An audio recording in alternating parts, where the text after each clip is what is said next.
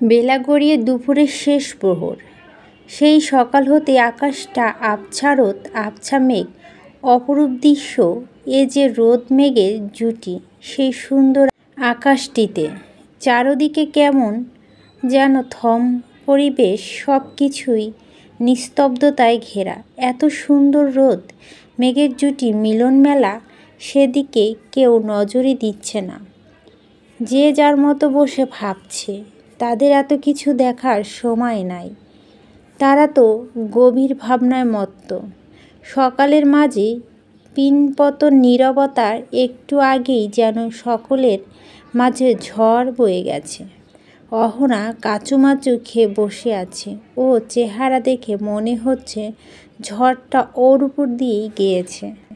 ওর পায়ের সামনে ভাঙা ফুলের টব এর টুকরো পড়ে আছে। সেখানে বসে আছে। সে ঘরের অবস্থা নাজেহাল, সব কিছু ভাঙা পড়ে আছে। শোভন ঘরের মাঝে ডান হাতের আঙুল দিয়ে ঘষছে আর কিছু একটা ভাবছে। চোখ মুখ লাল হয়ে আছে। উজ্জ্বল শ্যামবর্ণ মুখশ্রীটাও লাল হয়ে আছে। কপালে রাগে ফুলে উঠেছে। হাতের উপর ছিলে আছে। অহনা আমতা আমতা করে বলে, এমন করছিস কেন? আমাকেও তো বিশ্বাস হয় না। আমি তোর সাথে মিথ্যা বলবো কেন? এমন করছিস? শোভন টগবগে দৃষ্টিতে অহনার দিকে তাকায়। অহনা চুপসে যায়। শোভন কিছুক্ষণ সামনে বিছানায় বসে পড়ে। আবার একই ভঙ্গিতে কিছু একটা ভেবে সামনে থাকা কাচের টেবিলটা রাগে গজগজ করতে করতে লাথি দিয়ে দূরে ফেলে, আর সাথে সাথে টেবিলটা ভেঙে ছড়িয়ে যায় কাচগুলো। তারপর আবার পায়চারি করতে থাকে। অহনা পা গুটিয়ে নেয়। অহনা ও রাগ লাগছে শোভনের উপর, কিন্তু প্রকাশ করল না। শোভনের রাগ সম্পর্কে অহনার যথেষ্ট ধারণা আছে। ও যা বলবে তাই করবে। শোভন রাগ মাথা উঠলে হাতে যা পায় সামনে থাকা ব্যক্তি তা দিয়ে আঘাত করে আর কটু কথা শোনায়। অহনা ভাবল, না, ব্যাপারটা এখন সামলাতে হবে। তাই থমথমে কণ্ঠে বলল, দেখ ভাই, এবার বেশি হয়ে যাচ্ছে। তুই আমাকে বিশ্বাস করতে পারছিস না। আমি কি মিথ্যা বলবো তোকে? তোর মিথ্যে বলে লাভ কি আমার? শোভন তেড়ে এসে চেঁচিয়ে বলে, আমি জানি তুই সবটা জানিস। ও তোকে সব বলে। ওটা নিশ্চয় বলেছে। আর ওর জন্য তুই আমার সাথে কথা বলা অফ করে দিয়েছিলি। আমি জানি তুই জানিস দেখে আমি পরে জানতে পারলে ফল ভালো হবে না। ছাড়বো না তোকে আমি। অহনা এবার অনেক রেগে গেল। এই ছেলে নিজেকে কি ভাবে? ও যা বলে তাই ঠিক। মেঘলা যা করেছে এখন মনে হচ্ছে ঠিকই করেছে। অনেক কষ্ট দিয়েছে মেয়েটাকে। শোভন শাস্তি হওয়া উচিত। অহনার দাঁতে দাঁত চেপে বলে, ও তাই নাকি? তুই আমাকেও ছাড়বি না? আর কি বলবি মেঘলা? আমায় সব বলতো। বিয়ের কথাটা বলিনি। 3টা মাস আমার সাথে থাকলো। তোর বউ তোর মতোই। আমি শেষবারের মতো বলছি, আমার কথা বিশ্বাস না করলে আমার কিছু করার নেই। আমি সত্যি জানি না মেঘলা কোথায় গেছে। আর এটাও জানি না যে ও তোকে ডিভোর্স পেপারও দিবে। শোভন আবার ধম করে নিজের বিছানায় আবার বসে পড়ল। রাগে ওর শরীর রি করছে। কাল সকালে কথা মনে পড়তে আরও রাগ হচ্ছে। হ্যাঁ, মেঘলাকে পাওয়া যাচ্ছে না। একদিন হলো ফ্ল্যাশব্যাক। সেই দিন প্রায় 12টার সময় বাড়ি ফিরে শোভন মেঘলা এত রাতে অ্যাপার্টমেন্টের একটি ছেলের সাথে দুজন মেয়ে গেলে কেউ ভালো চোখে দেখবে না। আর শোভন ওদের একা ছাড়তে পারছিল না, তাই ওর বাড়িতে নিয়ে এসেছিল। অহনা প্রথমত আসতে চায়নি। ও চায় না শোভনের বাড়িতে যেতে, কিছু বিষক্রিয়া কারণে বাড়ি ছেড়ে বেরিয়ে গিয়েছিল। তখন থেকে এ বাড়ি শুধু শোভন ছাড়া কারো সাথেই ওর যোগাযোগ রাখেনি। ও কখনো চায় না কখনো ওই বাড়িতে আসতে। আবার সে অতীতের মুখোমুখি হবে। কিন্তু এক প্রকার জোর করে শোভন অহনা আর মেঘলাকে নিজের বাড়িতে এনেছিল। রাত 12টা বাজলেও এহসান ভিলায় তখনই আড্ডা জমে। সবার একটা নিত্যদিনের কাজের মধ্যে একটা। সবাই সবার অফিস শেষ করে এই সময়টা বাড়িতে বৈঠকখানায় বসে আড্ডা দেয়। আজও ব্যতিক্রম নয়। শোভনের মা বাবা, বড় চাচা চাচি মিলে খোশ গল্প করছিল। তখন শোভন আসে এদের নিয়ে। এতদিন পর অহনাকে দেখে সবাই চমকে গিয়েছিল। শোভনের বড় চাচা অহনাকে দেখে ছলছল চোখে এগিয়ে এসে বলে, তুই ওকে নিয়েছিস বাবা? অহনা লোকটির দিকে না তাকিয়ে বড় বড় পা ফেলে উপরের দিকে যেতে যেতে শোভনকে বলে, আমি উপরে যাচ্ছি, ওকে নিয়ে আয়। আর কাল সকালে আমি চলে যাব। কেউ যেন আমার সামনে না আসে বলে উপরে চলে যায়। অহনার এহেন ঘটনা দেখে মেঘলা বেশ অবাক হয়, সাথে মাথায় প্রশ্ন জাগে। অহনা কি শোভনের কিছু হয়? যদি কিছু নাই হয় তাহলে কেউ কারো বাসায় এসে এমন ব্যবহার করে? মেঘলা কৌতূহল মাথায় চেহারা দেখে আমতা আমতা করে কথা ঘুরানোর জন্য বড় মায়ের দিকে তাকিয়ে কিছু ইশারা করে। ও মা মেঘলা সামনে এসে বলে, তুমি তাহলে মেঘলা, যার জন্য আমার ছেলে পাগল পেরায়? বাহ, তাই তো বলি, আমার রাগী ছেলেটা হঠাৎ প্রেমিক পুরুষ হয়ে উঠল কি করে? শোভনের মায়ের কথায় মেঘলা কিছুটা ইতস্তত হয়ে পড়ে। তাচ্ছিল্য দৃষ্টিতে শোভনের দিকে তাকায়। কিছুক্ষণ ওখানে সবার সাথে কথা বলে মেঘলাকে নিয়ে উপরে আসে শোভন। মেঘলার উপরে এসেই হাঁপ ছেড়ে বাঁচে। দম বন্ধ হয়ে আসছে ওর। শোভনের আধিক্যতা সহ্য হচ্ছে না।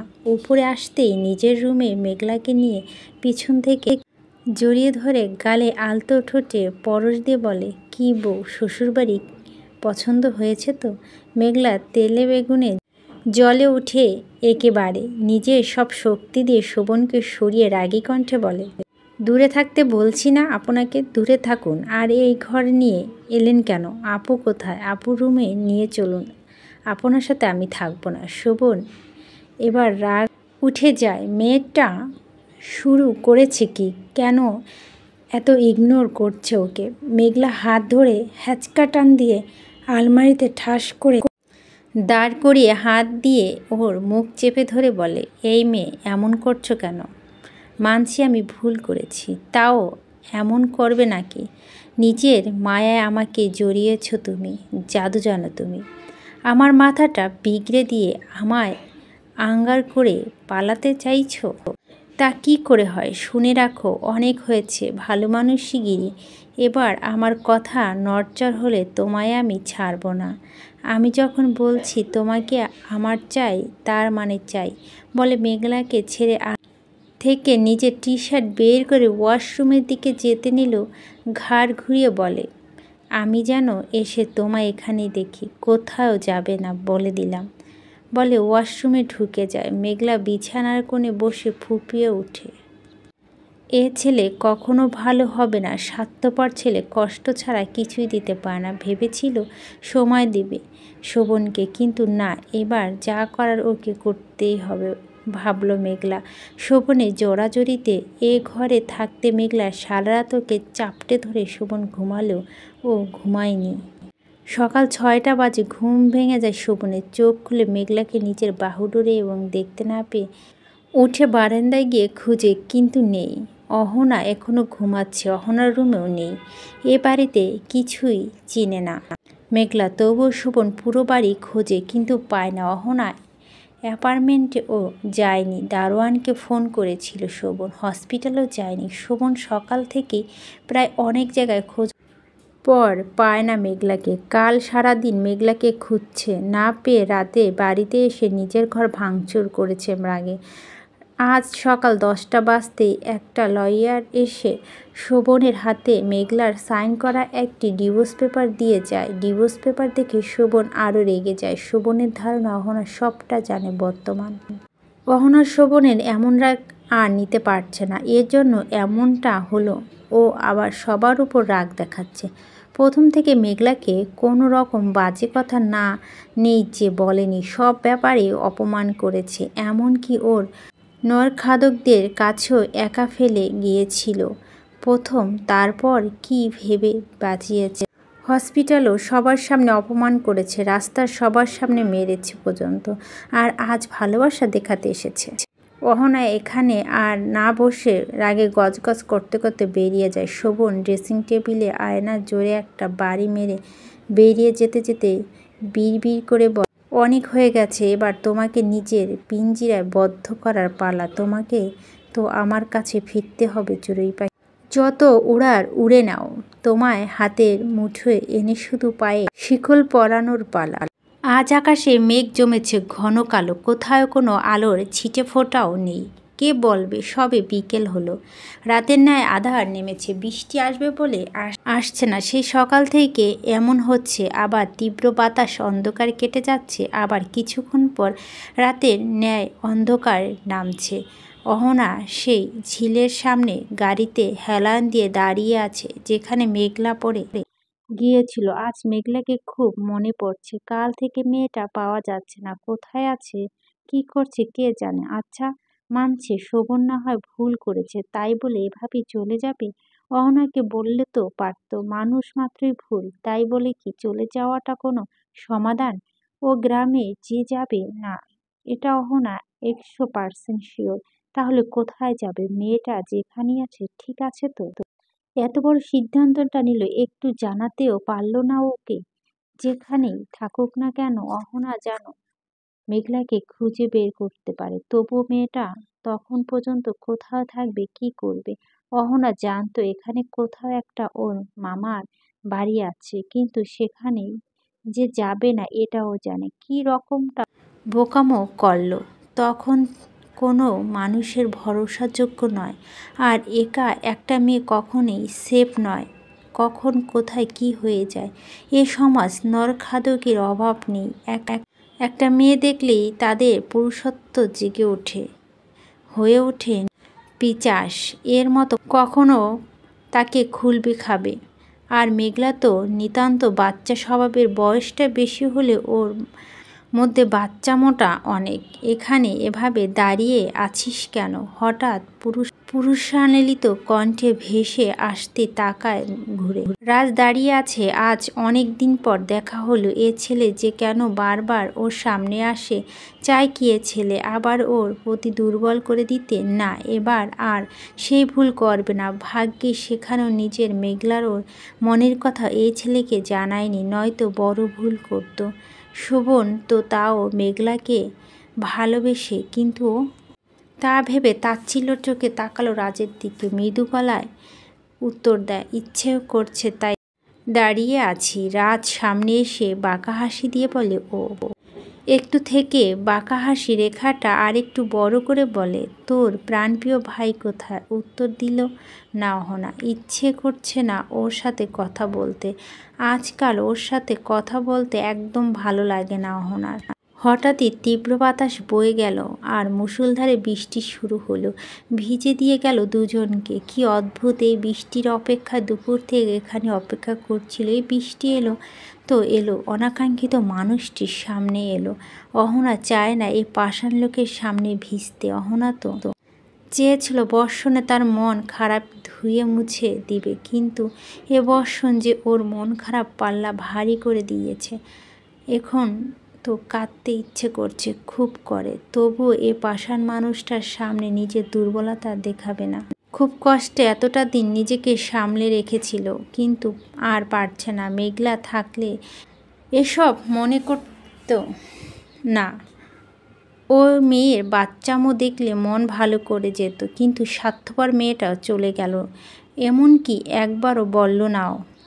অহনা একবার তাচ্ছিল্য দৃষ্টি রাজের দিকে তাকিয়ে গাড়ির দরজা খুলে উঠে বসে গাড়ি স্টার্ট দিতে দিতে বিড়বিড় করে বলে, হোক না কিছু ইচ্ছে অপূর্ণ, তবুও আর হোক। তোমার তুমি না চাইলেও না, আর চাইলেও না, বলে গাড়ি স্টার্ট দিয়ে নিজ গন্তব্যে চলে যায়। এই ভয়ঙ্কর বাক্যটি রাজ শুনলও না, বুঝলও না। কি অদ্ভুত প্রকৃতির নিয়ম মেনে কেউ জোরে করে পেতে চায়, কেউ ছেড়ে যেতে চায়, কিন্তু রাজ সে কি চায় তা আজ পর্যন্ত অহনা বোধগম্য হলো না। অহনার কাছে তো রাজ শোভনের মতো হৃদয়হীন, আর অহনার কাছে এখন মনে হচ্ছে যে মেঘলা যা করেছে ঠিক করেছে। হৃদয়হীন স্বার্থপর মানুষের সাথে এমনটা করা উচিত? রাত হয়ে গেছে, সারা বিকেল মুষলবর্ষণ পর এখন আকাশ পরিষ্কার, পরিবেশ আজ হিমেল, এবং যেন কোনো বিষাদমাখা আধার কেটে গেছে আকাশ থেকে। আধার যতই গভীর হয় তা কেটে গিয়ে আলো তত ঝলকানো হয়। সে আলো সব কিছু পরিপূর্ণ করে দেয়। সারাদিন মেঘলা নামক ওর মন প্রাণ পাখিটাকে খুঁজে ক্লান্ত হয়ে শরীর এলিয়ে দিল সোফায়। কি ভুলটাই না করেছিল এতদিন, এই ভুলের মাসুল আজ দিতে হচ্ছে ওকে। মেয়েটাকেও যা তা বলে অপমান করেছে। কিছুদিন যাবৎ তো মেয়েটাকে না দেখলে ওর সব কিছু বিষাদ লাগতো, আর 2 দিন যাবৎ দেখছে না মেঘলাকে। মানুষ প্রবাদ বাক্য বলে, দাঁত থাকতে দাঁতের মর্ম বুঝে না। এটাই সত্যি। আজকে মনে হচ্ছে এ কেমন যন্ত্রণা, আগে তো বুঝিনি। এটাই তাহলে প্রণয়, বিষাক্ত প্রণয়ে জড়িয়ে যে, কিন্তু ওর প্রণয় স্পর্শীও ওকে নিজের মায়া ভস্ম করে চলে গেল।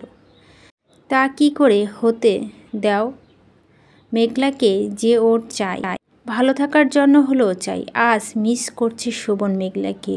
ওর তাকিয়ে থাকা বোকা বোকা কথা হুট করে হেসে দেওয়া, আর কাজের মাঝে 100 বার ডাক্তার সাহেব আপনি এত সুন্দর কেন, এ কথাগুলোকে মিস করছে। প্রায় 15 দিন আগে ও চেম্বারে লাঞ্চ ব্রেকের পর বসেছিল, হুট করে সে চুলগুলো এলোমেলো করে দিয়ে বসেছিল। ডাক্তার সাহেব আপনি হসপিটালে মাস্ক পরে আসবেন। মেয়েগুলো কেমন কেমন তাকিয়ে থাকে। কেন থাকবে? আপনার দিকে তাকানোর অধিকার শুধু আমার। সেদিন রাগ দেখিয়ে অনেক কথা শুনিয়েছিল শোভন মেঘলাকে, কিন্তু মেঘলা সে বিনিময়ে হেসেছিল শুধু। সেই দিন বকা খাওয়ার পর ও পরের দিনে এসে একই কাণ্ড করেছিল। মেয়েটা আগে তো অভিমানী ছিল না, হুট করে সেই দিন রাস্তায় এত কাণ্ড ঘটার পর থেকে মেঘলা শোভনের সাথে আগের মতো কথা বলতো না, ইগনোর করা শুরু করলো। এই ইগনোরটা নিতে পারছিল না শোভন।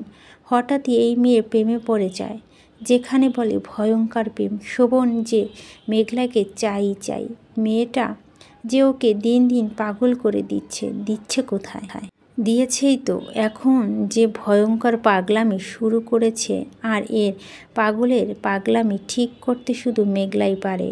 ও তো শোভনকে পাগল বানিয়ে ঘোর অন্যায় করেছে, এর শাস্তি তো পেতেই হবে।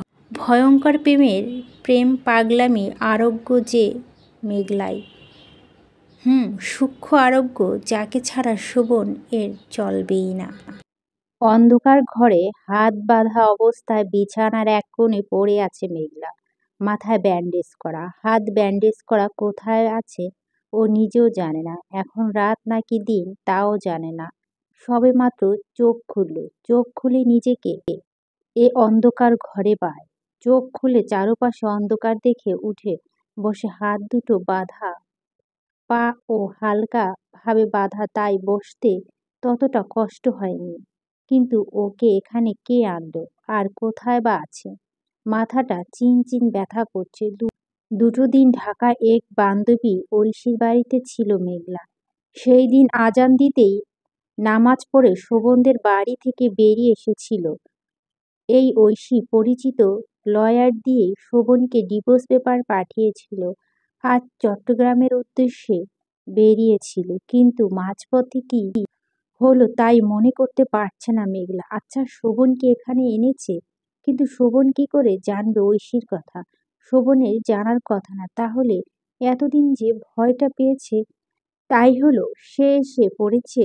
যদি সে হয়ে থাকে, তাহলে এবার কি হবে? মেরে ফেলবে কি মেঘলাকে, নাকি শাস্তি দিবে? কঠিন শাস্তি। এবার নিশ্চয় বেশি ভয়ঙ্কর হয়ে উঠবে সে। আবার বন্দি করে রাখবে, আবার অত্যাচার করবে। ভয় করছে মেঘলা। সে আর এই বন্দিখানায় যেতে চায় না। সে আর বন্দিনী হতে চায় না। বাঁচতে চায়, প্রাণ খুলে বাঁচতে চায়। সব আবার এলোমেলো হয়ে যাচ্ছে। নিজের উপরে নিজের রাগ হচ্ছে মেঘলার। কেন পালাতে গেল? হঠাৎই দরজার আওয়াজে জড়সড় হয়ে বসে মেঘলা। বাঁধা হাত দুটো গুটিয়ে নেয়, শুকনো ঢোক গিলে দরজার দিকে তাকায়। অন্ধকার ঘরে আলো পড়া, আলোটা চোখে এসে লাগে, তাই চোখ খিচে বন্ধ করে নেয়। যে ব্যক্তিটির কাছে আসছে তা বোধগম্য হলো মেঘলার, তবুও চোখ খুলল না। আরো খিচে বন্ধ করে বিছানার সাথে হেলান দিয়ে অন্যদিকে মুখ ঘুরিয়ে রইল। সেই ব্যক্তিটির অস্তিত্ব অনুভব নিজের কাছে করতে পারল মেঘলা। পুরুষনালিত শরীর তীব্র চিরচেনা সুগন্ধি ঘ্রাণেন্দ্রিয়তে পৌঁছাতে হুট করে চোখ খুলল। চোখ খুলেই সামনে থাকা অনাকাঙ্ক্ষিত ব্যক্তিটিকে দেখে ভড়কে যায় মেঘলা। শোভন তাহলে ও এখানে এনেছে? কেন আনলো? মেঘলা ভাবেনি আবার শোভনের মুখোমুখি হবে। এ ছেলে তো ভারী ধড়িবাজ, এখানে তুলে নিয়েছে কেন? রাগ উঠেছে মেঘলার। ইচ্ছে করছে এই ছেলেকে ওর জায়গায় বেঁধে রেখে ঠুস ঠাস কয়েকটা গালে থাপ্পড় বসিয়ে দিতে।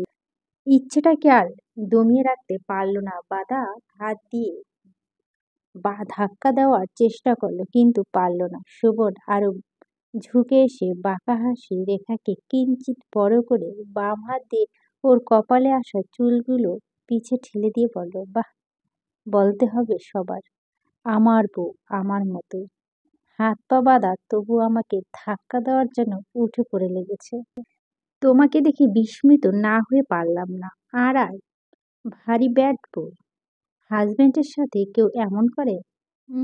আই ডোন্ট কেয়ার ইট। তুমি জানো এই অপরাধ তোমাকে আমি শাস্তি দিতে পারি, কিন্তু না, এরকম ছোটখাটো অপরাধের শাস্তি আমি তোমায় দিব না। কজাই ম্যাডলি লাভ ইউ। বলতে বলতেই আরো নিচু হয়ে টুপ করে চুমু বসিয়ে দিল মেঘলার গালে। তাতে মেঘলার আরো তেলে বেগুনে জ্বলে উঠল। শোভন হঠাৎ এতটা পরিবর্তন মেঘলার প্রথম থেকেই অবাক হচ্ছিল, আজ আরো বেশি হচ্ছে। ওই দিন ভেবেছিল যে শোভন বুঝি ডায়েরি পড়ে ওকে দয়া দেখাচ্ছে, কিন্তু আজ মনে হচ্ছে সব ধারণা ভুল ছিল। পরক্ষণে পালিয়ে যাওয়ার আগের দিন রাতের কথা মনে পড়ছিল।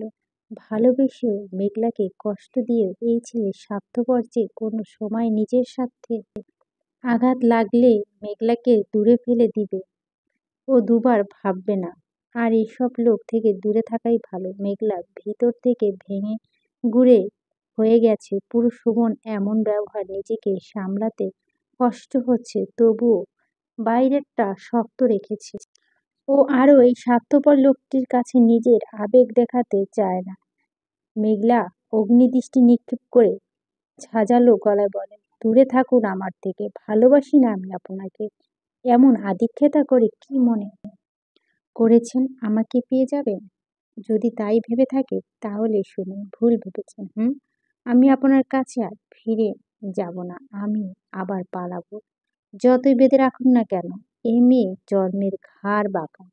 বুঝলো শোভন, এ মেয়েকে ঠিক করতে ওর অনেক কাঠ কয়লা খোয়াতে হবে। শোভনের রাগ হচ্ছে পালানোর কথা শুনে। শোভন সাহস দেখে তাজ্জব, হাত পা বাঁধা, তবুও পালানোর কথা বলছে। ইচ্ছে করছে থাপ্পড় দিয়ে সব কয়টা দাঁত ফেলে দিতে, তবু নিজের রাগ সামলে রেখে ঠান্ডা শান্ত গলায় বলে, দূরে থাকবো কেন? তুমি আমার বউ, ইচ্ছে করলে জড়িয়ে রাখবো সারাদিন। কে কি বলবে? আর কি বলবে আদিক্ষেতা? আর পালাবে? এই মেয়ে, তোমার কি এসব আদিক্ষেতা লাগছে? ড্রামা করছো আমার সাথে? কি মনে করছো আমি ভুল করছি তাই হাত পা ধরে সরি বলবো? হাত পা ধরে ড্রামা করে আমার কাছে রাখবো? No way. তোমাকে আমার প্রয়োজন বলেই না আমাকে তোমার কাছে সরি বলতে হবে। তুমি আমায় ক্ষমা না করলে নেই, তোমার ইচ্ছে থাকুক বা নাই থাকুক, তুমি আমার কাছে থাকছো। তুমি আমার মনে, আমারই। তা তুমি চাও না চাও আমি তোমায় বেঁধে রাখবো। শোভনের কথা রাগ হলো মেঘলার। এ ছেলে যা বলবে তাই হবে নাকি? না, কেন হবে? কে ও? মেঘলা রাগ দেখিয়ে বলে, ইস, আমায় আপনি বেঁধে রাখ? কে? আপনার লোক দেখানো ভালোবাসা আমার দরকার নেই। আর রইল বিয়ের কথা, আমি আপনাকে ডিভোর্স পেপার পাঠিয়েছি, আর তাতে আমার সাইনও আছে। আর ডিভোর্স পেপার আমি সাইন করে দিয়েছি, মানে আমার দিক থেকে আমি আপনাকে ডিভোর্স দিয়ে দিয়েছি। আপনি দিন বা না দিন, আমি তো আপনাকে ডিভোর্স দিয়েছি, তাই হবে। এখন আপনি আপনার রাস্তায়, আমি আমার রাস্তা। আমি আপনাকে ডিভোর্স দিয়েছি মানে আপনি আমার কেউ নন। আপনি আমাকে বউ ভাবতে পারেন, এতে আমার দেখার বিষয় না, কিন্তু আপনি আমার কেউ নন। বলে ফস করে নিঃশ্বাস ছাড়ল মেঘলা। শোভন বোকার মতো মেঘলার দিকে তাকিয়ে আছে। কি বল এ মেয়েটা? ওর দিক থেকে ডিভোর্স হয়ে গেছে শোভন, সাইন না করলেই নেই। পাগল নাকি এ মেয়ে? মেঘলার কথা শুনে শব্দ করে হেসে দিল। হাসতে হাসতে বলে, আচ্ছা সত্যি কি তোমার বয়স 23 চলছে? বাচ্চাদের মতো কথা বলছো কেন? দুজন সাইন না করলে ডিভোর্স হয় না। আর তোমার দিক থেকে হয়ে গেছে মানে? সত্যি পাগল তুমি। আমি তো সাইন করিনি, ইভেন তা কোর্টেও যায়নি। মানে তুমি এখনো আমার বউ, বুঝতে পেরেছো? বলে কিছুক্ষণ চুপ থেকে মেঘলা কানের কাছে ফিস ফিস করে বলে, নিজে পাগল আমাকেও পাগল বানিয়ে দিচ্ছ। তা তুমি জানো এই যে আমাকে এতটা পাগল বানিয়েছো, তার শাস্তি তোমায় কি দিব বলো তো? কয়দিন পর লোক আমায় পাগল বলবে তা জানো তুমি? আমার রন্দে রন্দে যে নতুন অনুভূতি ক্ষুদ্র করে বড় ভয়ঙ্কর প্রেম অনুভূতি তৈরি হচ্ছে, ক্ষণে ক্ষণে আমি ভস্ম হচ্ছি, জলে শেষ হয়ে যাচ্ছি। তা কি জানো তুমি? প্রণয় স্পর্শী শুধুই মস্তিষ্কে না, আমার হৃদয় জুড়ে তুমি আমার অনুভূতিহীন বিচরণ, তা কি তুমি জানো? প্রণয় স্পর্শী